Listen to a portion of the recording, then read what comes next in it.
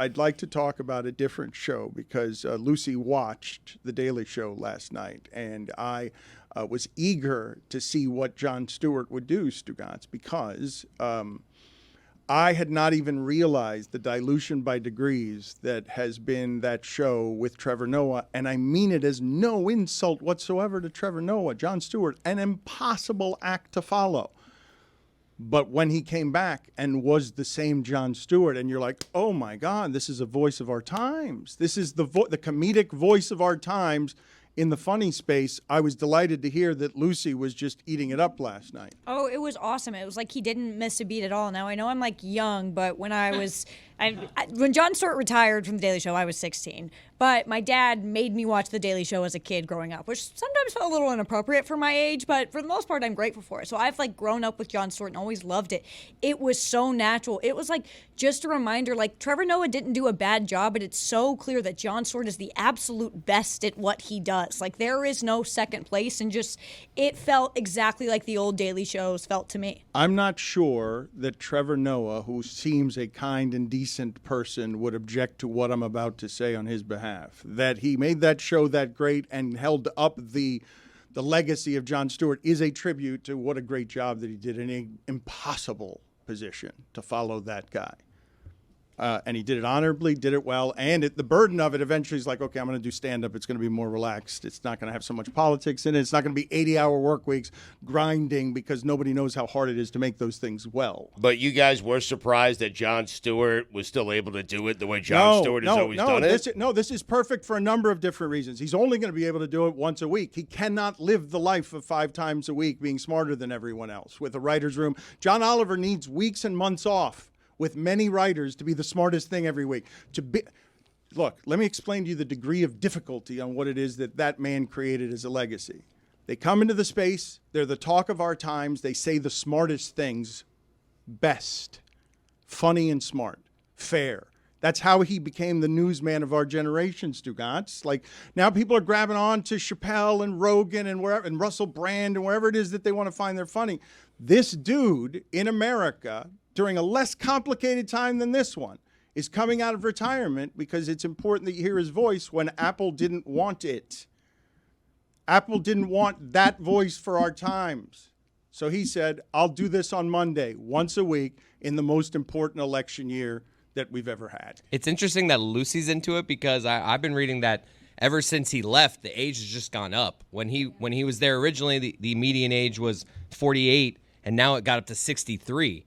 And I feel like if we really want this show to get back, it needs to that number needs to be lower. People need to understand that he is the standard for political commentary and comedy. There is none better. He is the best. And the fact that he has the energy that he was pouring into that Apple show, which was amazing. The Apple show was where all of his efforts creatively. Now it's going to be once a week, right up until the election. Monday night, you're going to have to watch him on wherever it is, not wait for it either. Like he's going to guerrilla his way into the game where, okay, Bill Maher, John Oliver, you're the voices for our time. No, now I've got my team back with me that carried my legacy with Trevor Noah, and I'm going to kick your ass every Monday election night, and I'm going to do late night better than Colbert. I birthed him. Better than Oliver. I birthed him.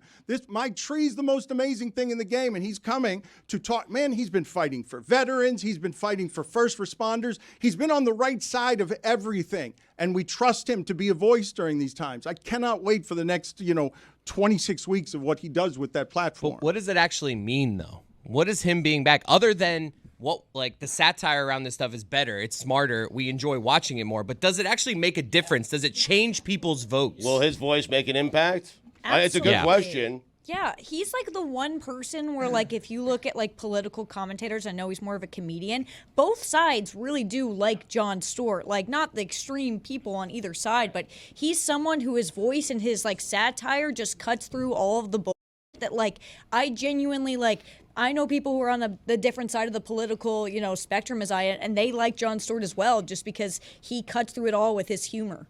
But what if Superman and Batman decided to only solve crimes on Monday? Yeah. 5 days a week? I feel like, if it's that important. We're leaving up a lot of time for crime. As soon as you get to Tuesday, you're like, all right, we got 6 days. Exactly Let's right. do this. Then the criminals just take off Monday, I would think, right? Well, they're not 50, though. But he's saying things that are happening throughout the week, Billy. It's not like he's just talking about things that happen on Monday. I know, but if the election and the times are that important and you're a voice that can impact change, then you need to show up 5 days a week. So it's not enough for you guys. Correct. What I was saying, I imagine the way that he's doing this is what the 80 hours of him that Apple was getting, that again, I will remind you, in the times of today, corporate Apple said, no thanks, Jon Stewart. We don't actually want the greatest of things. Even though the television you're making here for us is amazing, we're going to have creative differences. For them to now birth a freedom that Jon Stewart can pour all 80 of those hours into making sure that his show every week is what John Oliver's show. He's about to do what John Oliver does weekly, a sprint with comedy. And the reason that he does it so well is because, Lucy, during these times, political times, screaming at people, sermonizing, morally outraged doesn't work. But if you make them laugh, if you can make them laugh because you're unerringly fair all the time and you're funny, they will just like you and they will trust you more. And I'd kind of like some news people to be people we like and trust more when one of the platforms is fake news everywhere that kills journalism, as I try to prop up the remains of his career. In a time where you have such an issue with, you know what, Greg? You go ahead. He's doing just fine. I interrupted by the him. way. He's Yeah. a team member. I'm going to let him go ahead. He's propping you up. It's on me. I got to stop talking. It was a long pause by my dad. Like Very long We were all pause. looking It's like, is so he going awkward. here? I was going to weigh in on Jon Stewart because now I haven't caught up and seen Monday's show yet, okay? But I read an instant review that was actually mildly critical, and the genesis of the review was, is he too partisan for these times? Is the new Jon Stewart going to play in 2024 where he's sort of, playing both sides as a matter of Is he too course? fair? Yes, that Is he too fair? in essence, No, he's saying, is he too left? or too partisan or too bipartisan. Is that going to play in 2024 where everyone's divided and you have to take sides? That's not my opinion. That's what the review said. That's kind of which what I thought was asking. While I find him so entertaining, I'm curious if it will make a difference. The middle is where the vote gets I decided. hope it's yes. I'm not saying I don't think it will be. I'm but just there's- in this day where everyone seems to be so on. set in their ways. What we've learned, Jeremy, especially since the last time Jon Stewart was on doing this show 5 days a week, is people are far from the middle. A lot of people are far from the middle. But that's where the There are actual extreme election gets lefts and decided. extreme rights. Right, but Yes. those people exist, and they're 40% on each side of it, and then there's a 20% in the middle.